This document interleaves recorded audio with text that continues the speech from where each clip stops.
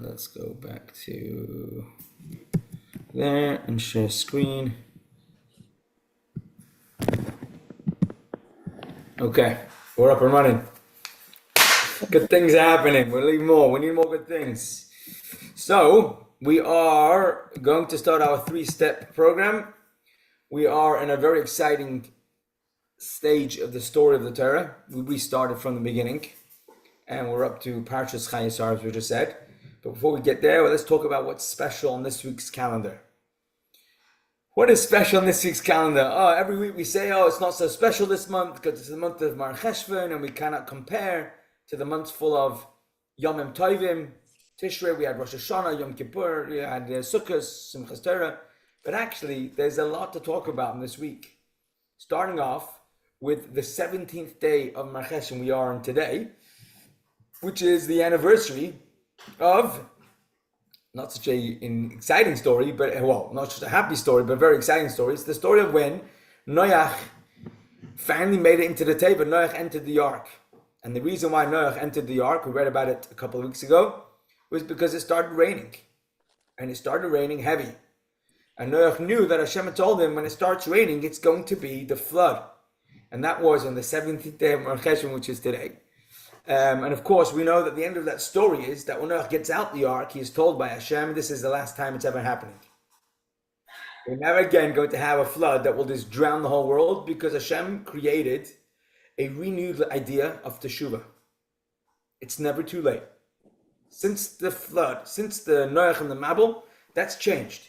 But in that date, the beginning of that process where Hashem refined, reconstructed all of the universe, started off with the 17th of Mar Cheshvan, when the flooding water started coming down, and what emerged at the end, Kabbalah calls it Olam Chadash Ra. Noach comes out the ark, and he sees a brand new world.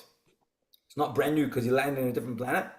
It's brand new in its ability, in the possibilities that are around, and possibilities of returning, of rebuilding, of saving the day even after major mishaps.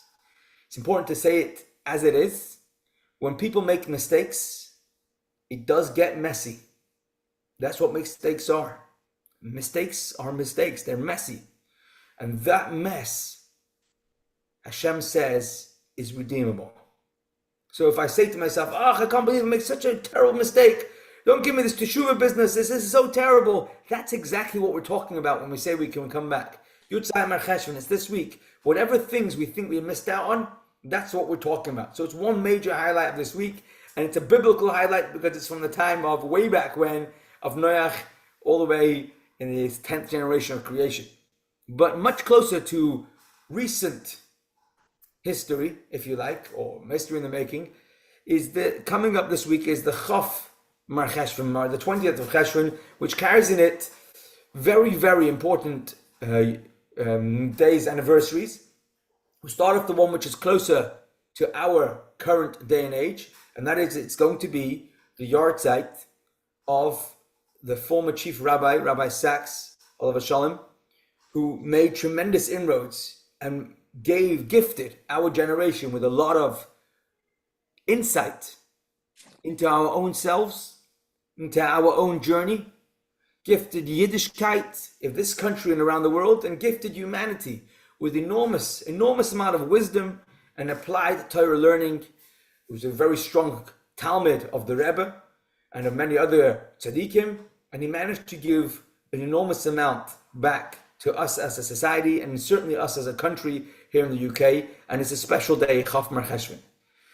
And not to compare, but on another scale, we have also, not a yahrzeit, but a birthday of an enormous giant, also semi-recent history, and that is it's the birthday of the Rebbe Rashab, the 5th Lubavitcher Rebbe. It's safe to say he was Lubavitcher Rebbe because the Rebbe Rashab, Shalom Ber of Lubavitch, actually was born in Lubavitch, grew up in Lubavitch, and he was the last of the Lubavitch Chabad Rebbeim who spent time in Lubavitch. It was during his lifetime where they had to run from the communists and were moved, and they had to leave Lubavitch and end up in Rostov. But he was Lubavitcher Rebbe, literally lived in Lubavitch, and he was born on Chaf Mar Cheshvan. Chaf Chesed is his birthday. It's this very special day. And the Rebbe Rashab is perhaps most famous for his encyclopedic teachings, of where it was very structured. And it was designed almost what you might call academically. Obviously, we're not going to suggest that Hasidus is supposed to be academia, but it's supposed to be studied like an academic topic. And that was the Rebbe Rashab's vision, where the Hasidic ideas and teachings should be made available to be able to be studied by the minds of his generation. It was a very turbulent time for the Jewish community across the whole Eastern Europe, where many were being swept away to what seemed to be the excitement of the halls of all sorts of fame in different universities that preached anything but religion and Yiddishkeit. And the strength that the Rebbe Rashab gave to his Talmidim, his students of Tomchei Temimim, the Lubavitch Yeshiva system, the Chabad Yeshiva system, was to be able to comprehend, not just to know what to do, but to have a deep appreciation of why we're doing it, what happens when we engage in Torah study, what happens when we engage in leading a Torah-filled life, and to appreciate the chain of creation, the relationship between creator and creation, and the application of all the ideas that stem from that in a real, practical way. The Rebbe Rashab, in his days, initiated that youngsters, relatively speaking, in their teens still, would be learning and studying advanced mystical concepts that were usually reserved for the elderly and the grown-ups. And here the Rebbe Rashab was teaching it in a very, very structured way. And the Hemsheichim, the teachings of the Rebbe Rashab, starting off with overcoming folly, the famous Hemshech, the long tractate of Tafresh Samach Vav, discourse after discourse, building up an understanding for a person to be able to appreciate these deep concepts, was the Rebbe Rashab's gift to us. And his son, the Friedrich Rebbe, who ran the yeshiva and later became his successor, built off the determination, the commitment that these students acquired in their study in yeshiva. Because when a person doesn't just know what to do, but has a why, has an appreciation for why it's important, has an appreciation for what's so significant, that's a person who will go and continue to grow in those words. And that's exactly what happened in the times of the Rebbe Rashab. Okay, so Chaf Chesed is a big day. It's coming up, and it's now a week. And of course, Shabbos is a big Shabbos. It's Parshah Chayei Sara, and we're going to talk about what's going on in the Parsha, assuming that we have energy to look into the Parsha and discover what the Torah has to tell for us. And eventually, we're going to also look at a practical, relevant life message that we want to take with us. So let's start off with an overview of Parshas Chayei Sara, and then we're going to dive into one area that we're going to pick apart in order to walk away with something that talks to us. The name of the Parsha, Chayei Sara, literally translates the lifetime of Sara. Who is Sara? Sara Imenu is the first of the Jewish mothers, our matriarchs. Sara is married to Abraham, and last week we read that at the ripe old age of 90 years old, after desperately waiting for having to have her own child, and you could say probably even gave up on ever having a child, she all of a sudden finds out that she's going to have a child. And last week said we had the promise from the angels and from Hashem that she would have a child in 1 year, and 1 year later she indeed has a child, and that child ends up being Yitzchak, the second of our forefathers, a son to Abraham and Sarah.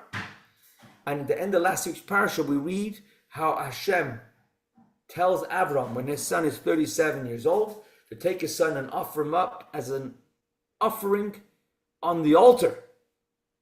And Abraham doesn't blink an eye, and with great alacrity follows Hashem's orders. And as he's on the Mount Moriah, which is eventually going to become the Temple Mount that still stands till today, there Abraham Avinu builds an altar, ties his son and puts him on the altar. And as soon as he puts him on the altar, the angel tells him, Abraham, now take him off. And as we said last week, Abraham was like, what do you mean? What's going on? You changed your mind? And Hashem says, no, I didn't change my mind. I told you put him on the altar and you've done it. And Abraham Avinu then brings an offering instead of his son, a ram that was there on the mountaintop. And Abraham and Sarah make their way back. So Abraham and Yitzchak make their way back to home. in last week's Sedra, it seems to not clarify exactly what was going on, but Avram and Yitzchak change where they live. They go to live in Beersheba. This week's Parshah starts off with the other half of that same story. The other half of that same story is at that same time, Sara Imenu, the mother of Yitzchak, passes away. She wasn't going to live to see grandchildren, but she did see her son grow up and go in the ways of her tremendous education, how she was able to educate her son to follow in the path that they had forged and trodden before him. And Avram and Sara, who had been the champions, the trailblazers of re-establishing faith in a single God, monotheism in an entire region, had seen their son grow up to go and follow in that same path. And at the ripe old age of 127 years old, so her baby is born at 90, and she now passes away at 127. That's her son at 37 years old. She passes away. And the story of the Parsha opens up that Avram Avinu is obviously mourning the loss of his personal support, his spouse, his partner, and everything that he had done. And he has to find a way to bury her in an appropriate and respectful way. And the story opens as Avram is negotiating and looking for a very specific burial plot for his wife. What's he looking for? He's looking for the same place where 20 generations earlier, Adam and Eve, Adam and Chava, had been buried in a very, very special burial plot. That's the space that Avram wanted to bury his own wife. And you can imagine Avram, who was very much in tune with Kabbalah and the spirit of everything of Hashem in this world, appreciated just how special that would be. And that's what led him to Hebron, to find out who is the owner of that particular plot of land, and to acquire it so that that cave, the cave of Machpelah, should become the burial plot of his wife. Turns out a fellow called Ephron, he wasn't a very special individual at all, he was a schlepper, but right away when Avram shows up and says, who owns this plot? And they say Ephron, immediately he becomes a celebrity of some sort. The famous Avram wants to do business with him. Everybody's like, wow, Ephron, wow, what a Avram man, what a guy you are. And Ephron starts talking to Avram. Avram, you want to plow the land? Whatever you want, it's yours. Please, bavakasha, it's yours to take it. And of course, Avram says, thank you very much for your kind offer. I don't need no gifts. Why do I not want gifts? Because right now you're in a good mood, in a gracious mood. What happens if in like 3 days time, or in a 1 month time, or a year time, a few years time, you change your mind? And you start saying, oh, I never meant to give it to him, it was all whatever. No, let's do a proper full-on deal. And everyone's like, no, have it, please. He's sounding very generous. And then he slips. And he says, what would £4 million be already for a plot of land? Please, have it for free. And Avram listens. He hears. He hears what his mind is going at. What is Ephron thinking? He mentioned 400 giant silver coins. He says to Ephron, no problem. The 400 coins are yours. Let's do a deal. And that's exactly what happens. He buys it for top dollar, the fullest price. Funnily enough, this is one of the 3 places that we are told were bought for top dollar, full money, recorded in the Torah. And these become 3 places that generations to come will become places of contention where people accuse us, the Jewish people, of stealing. One of them is Hebron. Unfortunately, we know how correct that is. Another one is Cave of Yosef in Shechem. And the third one is, of course, the heart of it all, the Temple Mount, where David HaMelech, King David, purchases from a Ravna at full money and recorded in the Torah. These are the 3 places where not only does Hashem give it to us, but we acquire it by financial gain, and it's recorded in the Torah. And that's why we have to realize that these are 3 very special places. So Avram buries his wife, and once she's laid to rest, he then starts to think about his son, Yitzchak, who never got married in his mother's lifetime. And he says, now's the time. Now's the time to make sure that Yitzchak continues the ways and continues to build the family line. And therefore Avram summons the butler of his house, the right-hand man, the man who ran the whole project, Eliezer. Eliezer wasn't from Jewish stock. He was a son of Canaan, descendant of Ham. But Eliezer was the most committed housekeeper you could have. And Avram trusted him blindly. So much so that Avram was willing to hand over to Eliezer the documents, the bonds, the contracts for his entire estate. And he says to Eliezer, I need you to help me and to travel out to far, far away, to the same place where I came from, my homeland, where I traveled all the way back over to here, to Israel, to Canaan. You go back to where I came from and you're looking for the perfect bride for my son Yitzchak. Spare no money, spare no resources. Make sure you come back with the right wife. And Eliezer says to Abraham, well, what should I do if I find the right girl and she doesn't want to come back here? Should I take Yitzchak and have him marry her out there? And Avram's like flabbergasted. No, heaven forbid. Do not even consider taking my son out of this holy land that Hashem has sent us to. No. If the girl doesn't want to come here, then she's not the right girl.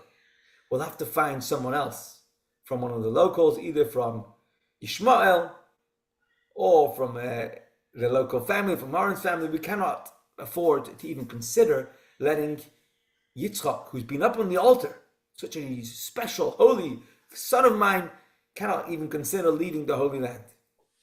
And the story is in great detail. It describes how Eliezer sets off with all the camels and the whole caravan travels the far, far distance, and he finally arrives at where Avram left from. And there, as he comes into town, he stops by the well. And obviously he's parched from all the travel and the heat and the rest. And he makes a little prayer and he makes a deal with Hashem. He says, Hashem, help me out. Avram told me you're going to send an angel that's going to sort this out like without any worry. So I'm going to tell you as it is. I'm stood here by the well, Hashem, and I'm going to ask whichever girls show up here at the well, I'm going to ask them if I can have a drink, if they can sort me out with a drink of water. Whichever one of them offers not only a drink to me, but offers to water my camels as well. And camels drink a lot of water, especially if they've traveled through a long journey. Whichever one is gracious enough, whoever is generous enough to not only say yes to offer me a drink as a stranger, but also to worry about my belongings and my entourage, that is going to be the sign of somebody who is fitting to marry into Avram's family. Avram is Mr. Kindness. This shall be the sign. And as the verse says, he hadn't even finished mouthing his personal prayer, and all of a sudden, lo and behold, Rivka shows up. And as she approaches the well to draw water, Eliezer notices the same miracle he had seen at home. Whenever they would draw water for Avram, the water in the well, you wouldn't have to drop the bucket down into the well. The water in the well rose to the surface.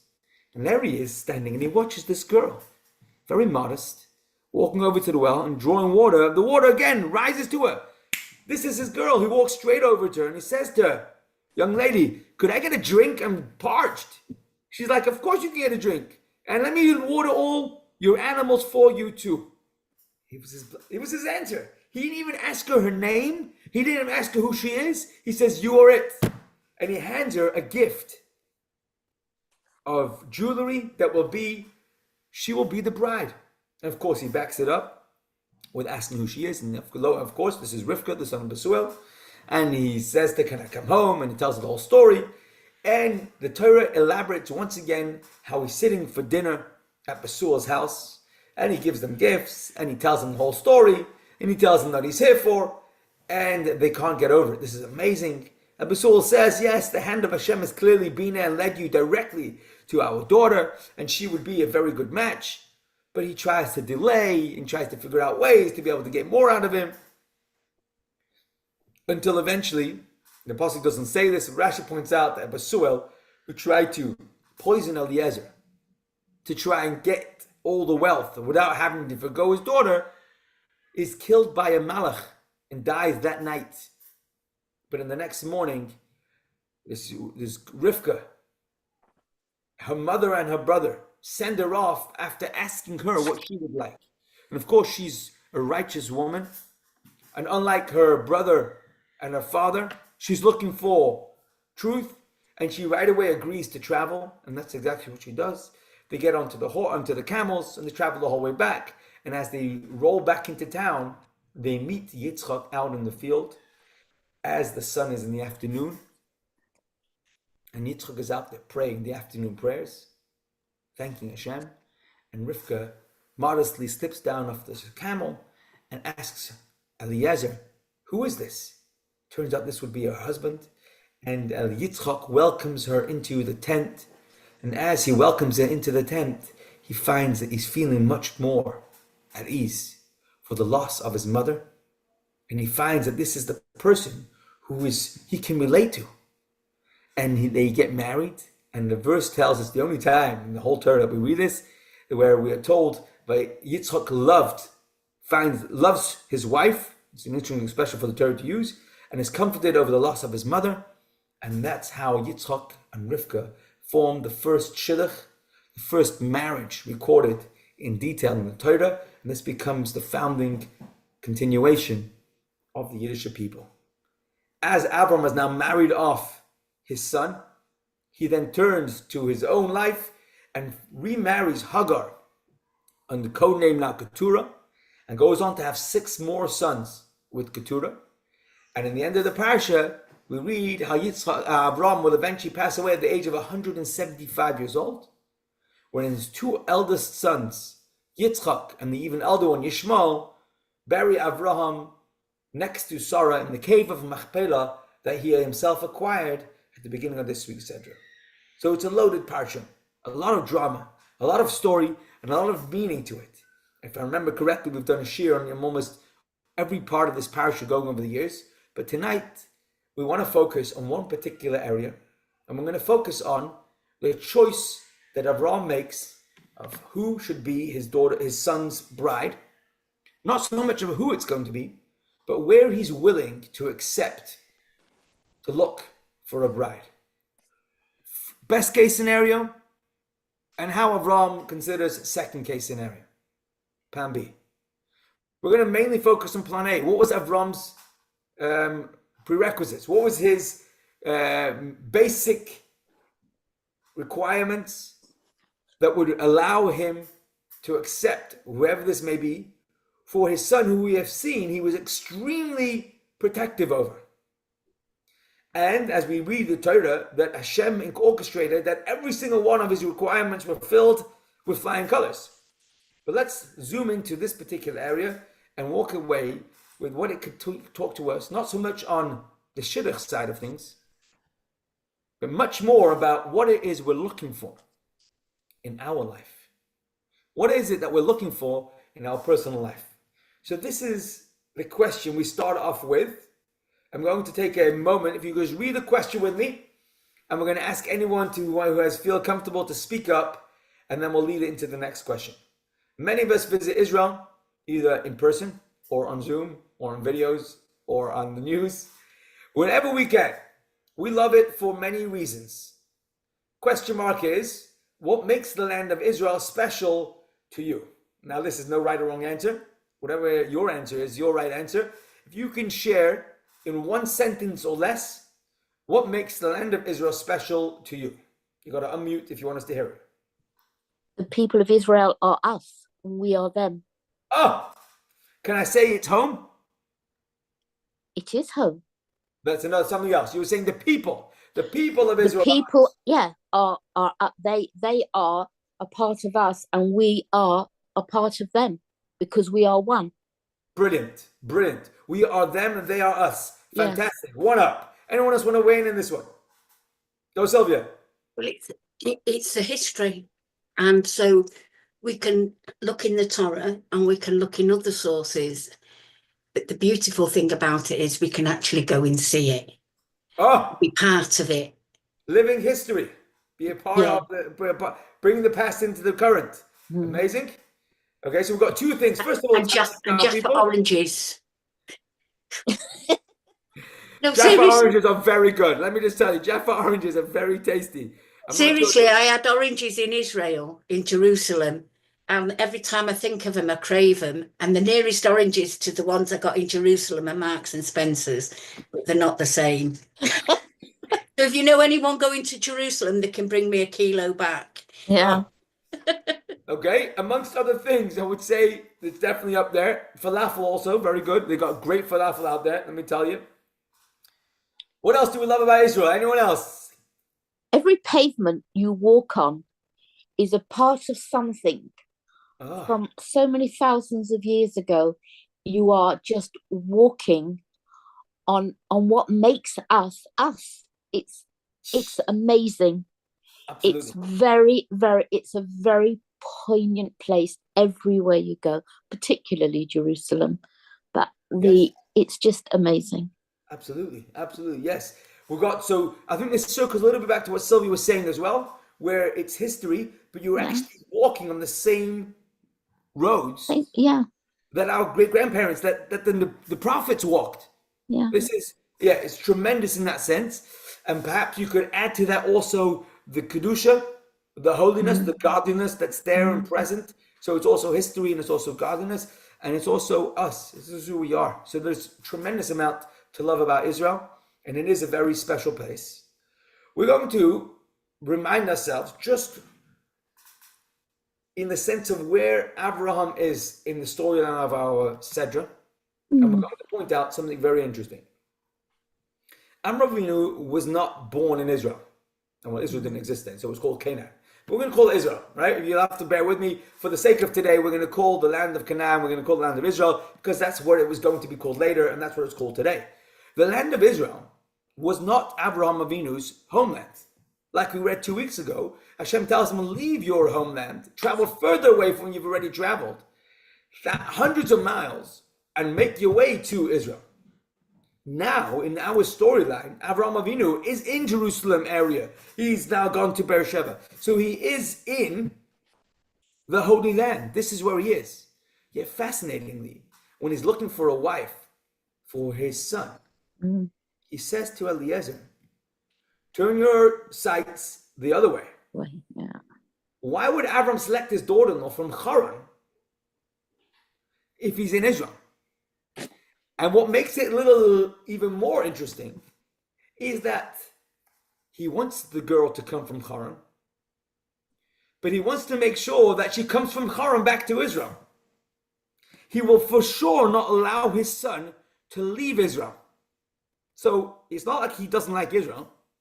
He definitely does. He's so adamant about it that he doesn't want his son to even consider going out to move to the girl, even though she's a top-notch girl. Yet for some reason, the local girls he doesn't want. And that creates dissonance. That creates something is definitely up there. Something is definitely playing that needs to be explained to understand why, although Israel is the holy place, it's a place where Hashem has guided him to, in his particular situation, the future of his teachings, the future of his family were not going to be the local girls. Avraham Avinu was going to insist on sending his butler hundreds of miles away to Haran and to go and see if he can find a girl and bring her back to here. So that's what we're looking at. We're looking at, we know we love Israel. We know Avraham Avinu loves Israel. We know that it's a special place. It's a holy place. It's a godly place. Yet, sometimes, even if it's in a godly place, we need to seek outside and bring that in. And what's outside is going to be more of what we need than anything that's on the inside. So before we go into the answer, the way it's in the Sikha, I'm just going to ask if anyone can try and suggest anything that can lead towards an insight that will help us unravel, discover what Avraham is teaching us. No need to put your hand up, Sylvia. Just speak up. Rebecca is Bethuel's daughter, Correct. which is Abraham's father's nephew. Okay. And she's Abraham's cousin. Okay. Yeah. So the marriage is in the family. Yeah. Correct. If it is, if you look at another section of the Torah, Haran is corrupt with idolatry and sorts of other things. So you couldn't send Isaac there because he'd be corrupted. Okay. And also where Abraham is in Beersheba, it's the inherited land, it's their destiny, and it's family. Yeah. Okay, so how are we answering the question? I like what we're saying. Haran is a corrupted place, steeped in idolatry, where Beersheba and Israel is a holy place. So why does he want a girl from the family of where he was left behind, steeped in idolatry? Because if got locals who are not idolatrous. Still family, isn't it? It's still family. Okay, we're up on one. So I think, Sylvia, between the two of us, we've figured out, thank you, Mrs. Abrams, we've got here, on one hand, family is important. On the other hand, we want to make sure that we're not in a place where we're steeped in idolatry, and therefore that recipe calls for getting a family member to come and join us in a place where there isn't idolatry. So, which is more important, family or values? Ooh, family or value? Don't make me choose. What's the saying? Mommy, I love you more than chocolate, but please don't make me choose. Never heard that one. Blood is thicker than water. Blood is thicker than water. Yeah. What does that tell us? That family is first. Yeah. And even if there's a lot of water on the table, blood comes first. Yeah. We don't say blood. Family comes first. Yeah. So Avraham Avinu seems to be demonstrating that, but with a proviso that Yitzchak shouldn't leave to go and get her. That's where we want to go. We're not going to go so much about the choice between family and values, but we are going to choose that sometimes, even when it comes to values, there is values and there are values. So family is definitely way up there when it comes to values. And we're going to have to figure out somehow, what is Avram teaching us? So the way we're going to do this is, we're going to look at Rashi. As you remember, we said this year we're going to be focusing on Rashi's and what Rashi does say and doesn't say. And he, with his exactness, word perfect commentary, by just even the titles that he highlights, teaches us answers to questions like these, and of course life messages that will help us through. So in the discrepancies, we see that Avram had more in mind than just God's praise. Hold on a second. Let's start off with text 1a. This is the conversation right at the beginning of the reading. Avram is talking to his right-hand man, Eliezer, and he's telling him the criteria for the girl he's looking for. But he doesn't just say it, this is what I'd like.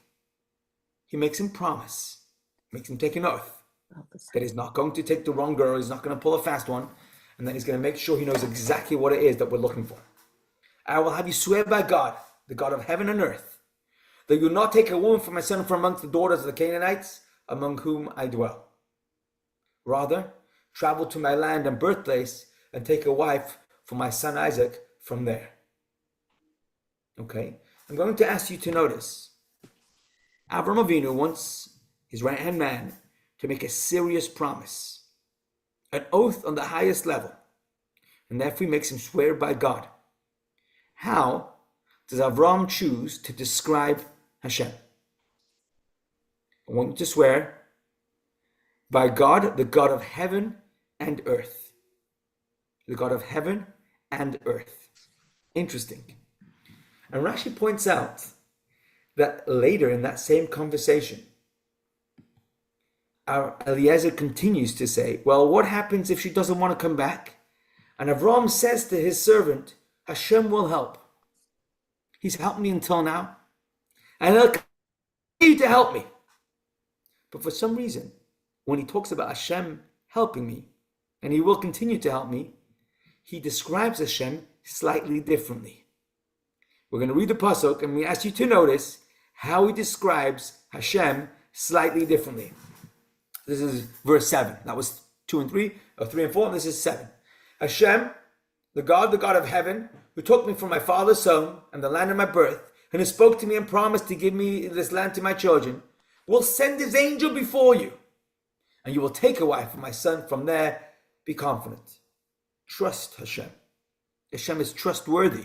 He took me out of my father's home and the land of my birth. He spoke to me and he promised to me he's going to look after you.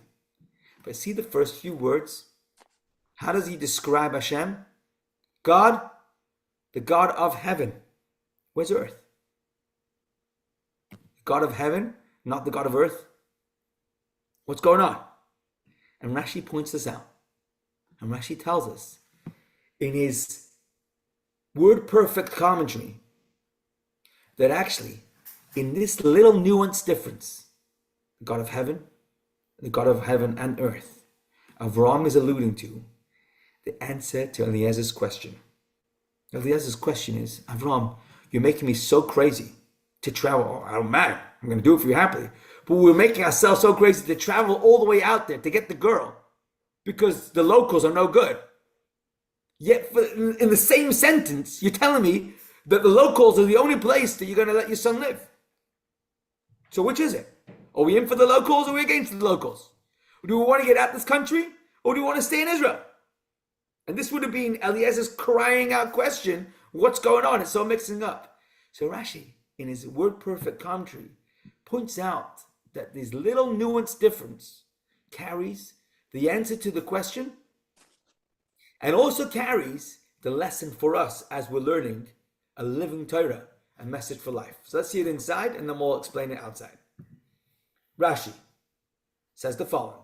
God, the God of heaven, took me from my father's home. This is the Rashi text on the first quote we have. But Avram did not add the words "and the God of earth." Whereas early in verse 3 he says, I have you swear by the God of heaven and the God of earth. Says Rashi, what's going on is as follows. Avram told Eliezer, today, when I'm sending you, and my son's 37 years old, at this stage, Hashem is is God of heaven and earth. Because I made him familiar in the people's lexicon. People talk about it. However, when he took me from my father's home, he was only the God of heaven, not of earth. Because humanity had yet to recognize him and his name was not popular on earth, I cannot tell you to go to the place of where Hashem, who was God of heaven, told me to leave. Interesting. Just to point out the questions the way it is in the Sikha, and then we'll get into the answers. The questions are so gorgeous. If you have time and mind space to go through one question after the next. Remember we said Rabbi Zalman Jaffe used to go, Zalman Jaffe with Rebbe would often refer to as Mr. Manchester. Mr. Manchester, Rabbi Zalman Jaffe would go to 770 a couple times a year, later on even more, and the Rebbe would ask him to count how many anomalies he had pointed out in any particular discourse or talk. And you would count how many questions the Rebbe fired at Rashi. And what was unique was that when the time was up, it would be one answer. And like a domino effect, all the questions would just fall straight into place. So in this particular slide, we have 4 of the questions that are asked in this Rashi. And then we're going to just focus on how the answer makes it all work and explains to us what Avram was getting at, how he explains to Eliezer what to look at. The first anomaly that's pointed out, we're going to say is, Rashi includes in the title, who took me from my father's home, even though he just seems to be describing whether God is heaven or God of heaven, God of earth, he seems to be quoting the wrong text in the title. Secondly, Rashi doesn't explain the difference of the anomaly in detail. He assumes that you're going to know it, even though it's not so much what he's talking about. Rashi, in his explanation, doesn't explain the anomalies, the discrepancies. Instead, he just says, etc. And that's another interesting one. And Rashi writes that Avram told all this to Eliezer. Why does Eliezer have to know about God being God of heaven, God being God of earth? I'm going to actually, if you just bear with me for question number 4, because this is the easiest one for us to get our teeth stuck into. We'll explain it. And then before we go into the answer, I'm going to make sure we understand question number 4. Rashi writes that Abraham told all of this to Eliezer. Remember we said that there was a difference between, where are my slides? We've got one slide that says God of heaven and earth. And we have the other slide that says God of heaven, without being specific, God, heaven and earth. Rashi doesn't just want us to notice this difference. For some reason, Rashi tells us that Abraham explained to Eliezer, his right-hand man, his worker, that there was a history here. God wasn't always the God of heaven and earth. It's a development. Why does Eliezer have to know that development? Why does Eliezer have to know their history? That it wasn't always the case. They're human beings, people around, discussed and understood and spoke about Hashem as something that's part of their lexicon. Because Eliezer wasn't Jewish, was he? That's what you said in the first place.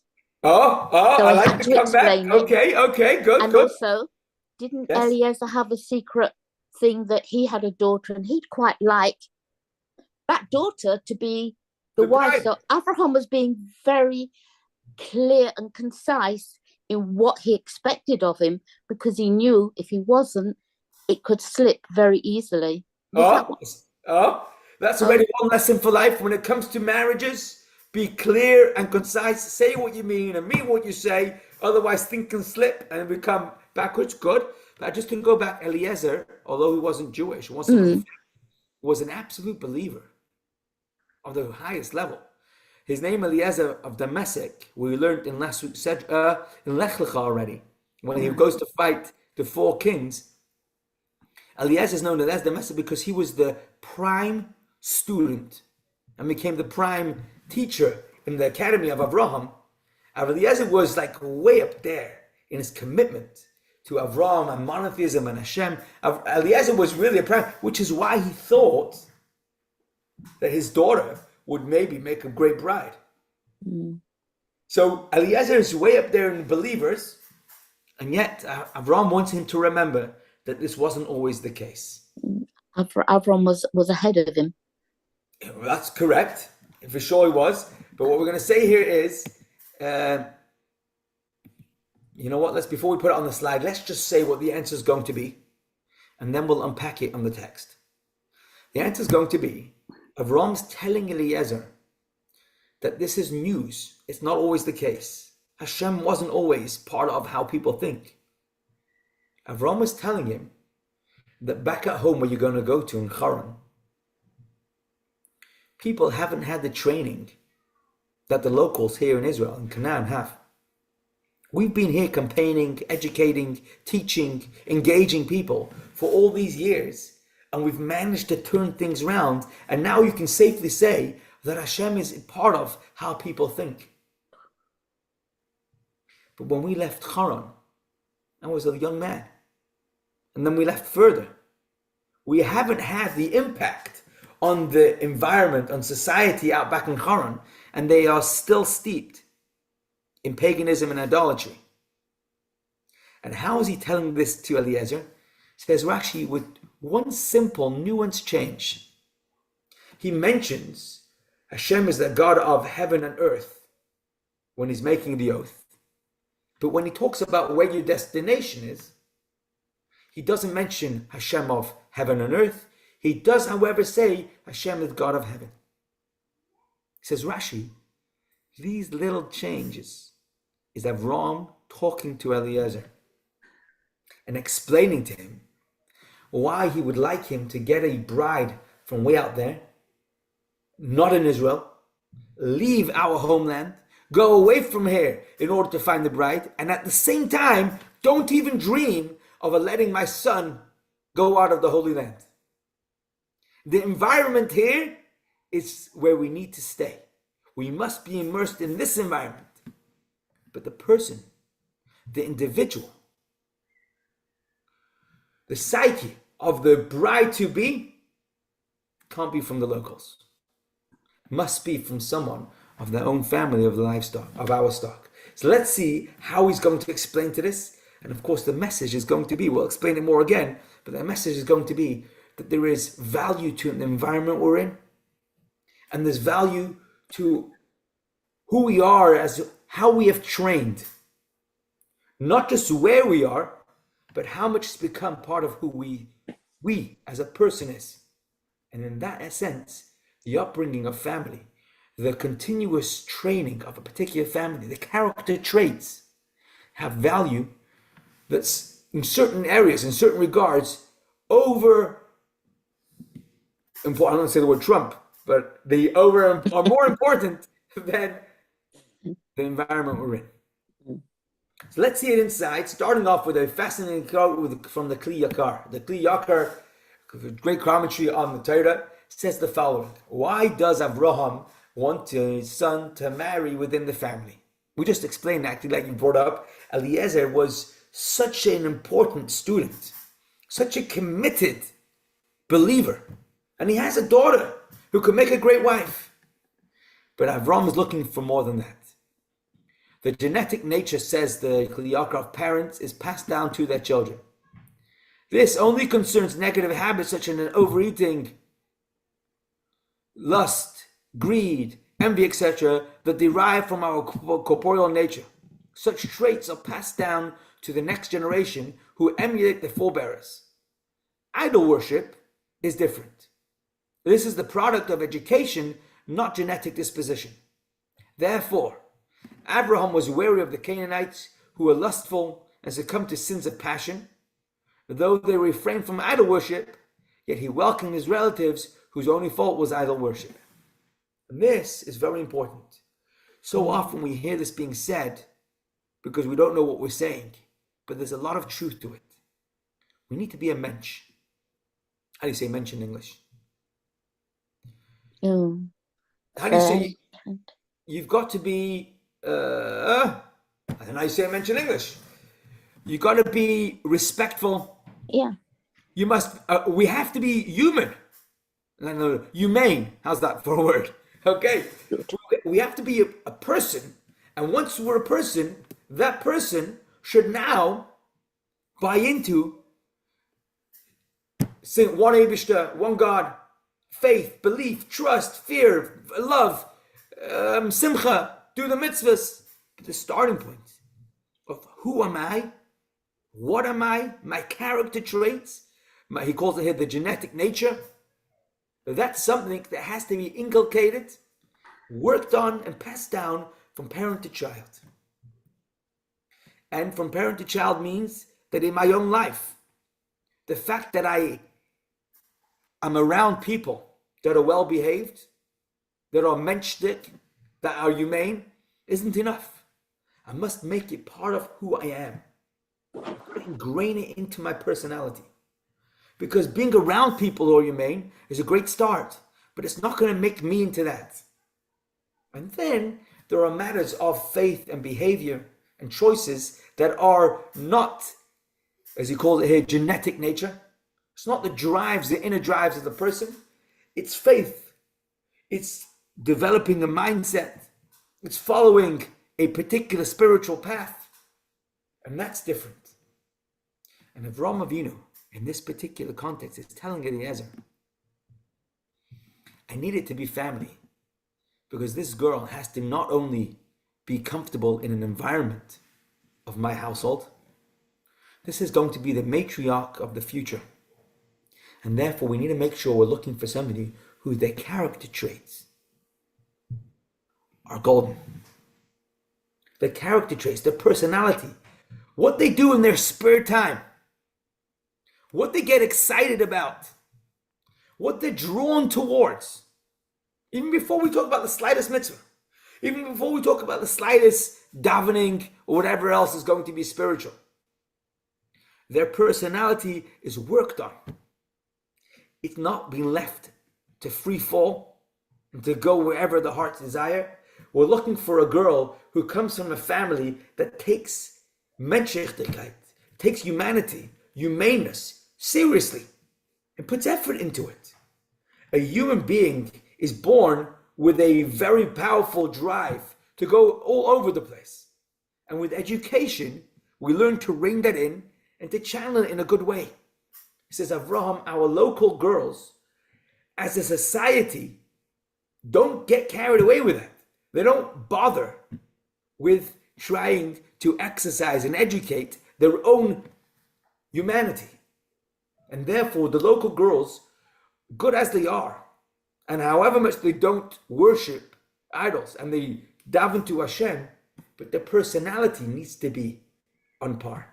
And therefore, I need you to go and look out for somebody who comes from a family who takes personal values, character values, very, very seriously. So serious that they bother to engage. Says Eliezer, if that's the case, let's go live out there. Let's send Yitzchok to spend time with the people you care about. Here comes the nuanced answer. Says Avram to Eliezer, indeed, people who work on their character are much more prone to developing appreciation for one God.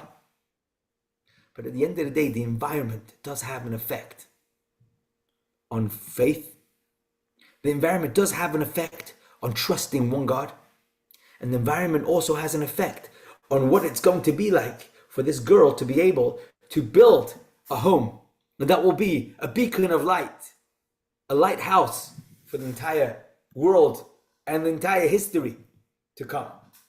And therefore, Avram says to his servant, on the one hand, pick up a girl from the family from far out there, because the genetic nature is so important. Yet at the same time, because it's a superficial change. Sorry, we haven't got the answer. Is going to be because in Haran, I'm missing a slide here. I've got text 3, text 5. Okay, we'll get it soon. The idea is going to be that although Avraham Avinu wants the girl to be from his family because of the genetic nature, he needs the girl to be able to grow and live in an environment that Hashem is part of the lexicon. Hashem is part of how people think and talk. There are certain establishments that you can go to in today's day and age where to mention God, is almost people cringe. Perhaps you could say in the halls of academia, in certain universities, where everything is about nature and science and human discovery and human achievement, and they almost actively omit Hashem's input. It's not even what they're talking about. It says Avraham Avinu, we've worked hard in this environment to change it. We've upgraded the environment that we live in. And today it's normal for people to say, this is the hand of God. You can open up your insurance documents and you can say whether or not the act of God will be included or not. And you find God in your insurance document, let's just say. So people have it in their language. Unfortunately, it's a trend that people are trying to establish to let go of this. Avraham Avinu says, my son must live and stay in an environment that is conducive to faith in Hashem. So one could argue that perhaps even the local girls should now have changed because they are in the environment that's conducive to. And this is the key. Environment is so important, but it's only the environment. It's only the superficial, the surroundings. It's not the internalized. It's not the character within. Because it's superficial change, I only made God familiar in the people's lexicon, they changed their manner of speech. This did not change their habits and behavior. In other words, the environment is very important, but it's not enough. It's not enough. We must be so careful about who we are inside. To put the answer to our question, although Israel was reformed, their inborn negative traits remained. Haran, however, was free from those traits, despite not being reformed. Therefore, Avram wanted his a daughter-in-law from Haran, but did not want his son to live there. We're running out of time here, but the end of the Sikh is going to tell us. We all have a desire to live in a conducive environment, in a holy environment, and as we said earlier, we love Israel and we would love to be there. But we need to remind ourselves that being there is only half of the story. perhaps the lesser half of the story.